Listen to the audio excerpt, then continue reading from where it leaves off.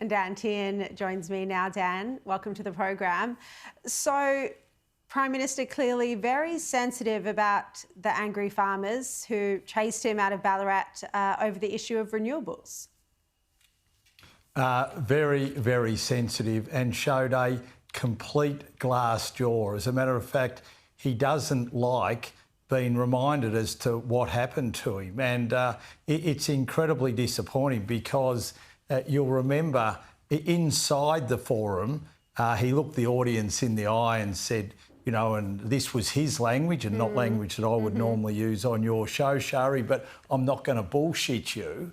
And yet here he is a few days later when we ask him, why were you run out of town, chased by tractors? And he could not respond. He could not look the Australian people in the eye and tell them the reasons why. And there were multiple reasons.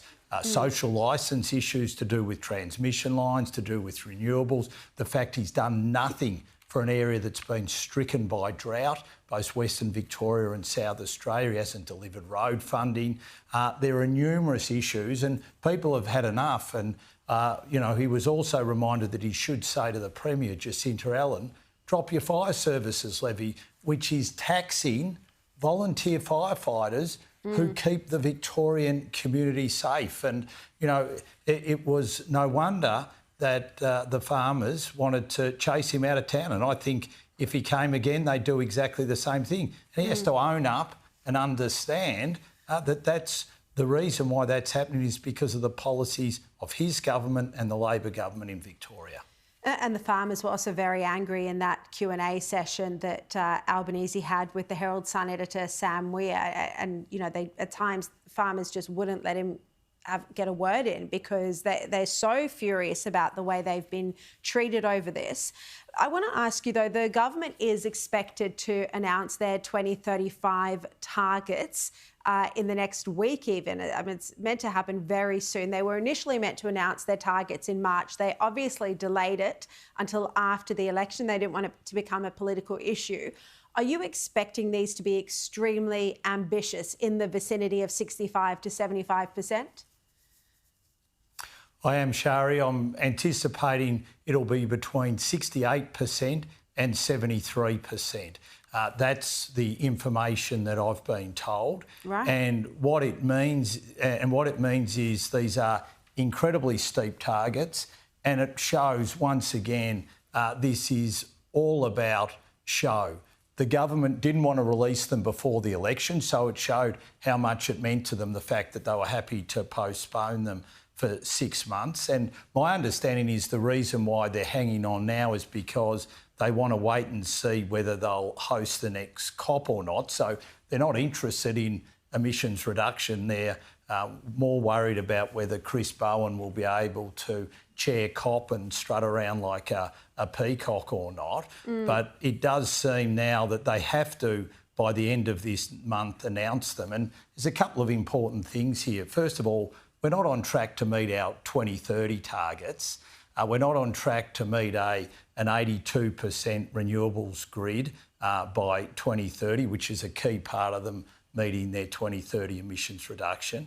And if they go for a figure like 68 to 73% for their 2035 target, there is no way known that they're going to be able to meet those targets. So if it's all complete show. So if your position is that those are too high, what do you think the 2035 targets should be? Well, we're not going to do what the Labor Party did. You'll remember when the Labor Party were in opposition, they commissioned Reputex to do modelling. When you're in government, you should do the economic model and the costs of all these things. They did it in opposition. And they said that they could meet their target of 43% emission reduction on a 2005 baseline, while also reducing electricity prices by $275 by the end of this year. Now, they have walked away from that modelling. It was a complete fantasy. So we will set our targets when we're in government, and we'll use some very simple principles to do it. If you're going to set a target, you've got to Sorry, yes, Shari. No, I apologise. But if you were going to argue against their targets, then surely you need to know what you think the targets should be. If you're saying 68 to 73% is too high, which most people would agree with you that it's just unrealistic, then surely you have to be able to argue the case for what it should be. Well, we have to make sure that what we do, A, we can meet, and B, we've got to make sure that it won't cost jobs, that it won't drive up energy prices, that it'll make sure that we remain internationally competitive. And if you're going to do all those things, you've got to make sure that you're doing proper economic modelling, which looks at the cost of what you're doing. Now, the now government did that in opposition, and it was a complete disaster. They've had to rip up that modelling and say that it's no longer fit for purpose. So we're not going to do that. We're going to be honest with the Australian people and say we'll set the targets when we're in government, and we'll take into account a number of factors which are absolutely critical, including making sure that we aren't driving electricity and gas prices through the roof, like what's happening right here and now.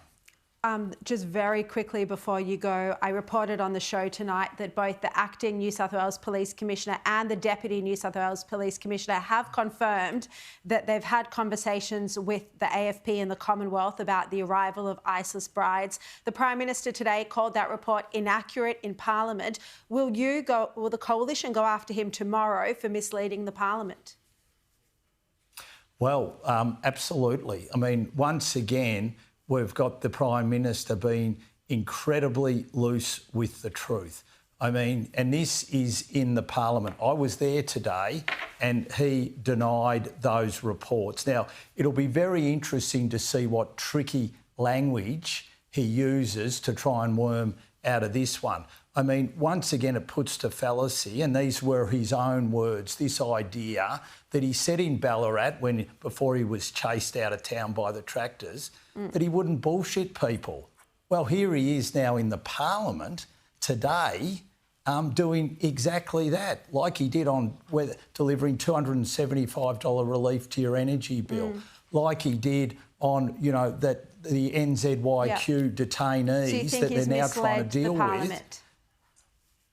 It does seem like he has absolutely misled the Parliament. Now, once again, we'll wait to see how he tries to squirm his way out of this. But I think there's a pattern of behaviour that we're starting to see from the Prime Minister, and that is he thinks he's holier than thou. He thinks he's got this grand majority, that he's above everyone else. He can say and do what he likes, and yet we are going to have to make sure that we're holding him to account, like you are extremely well on your show.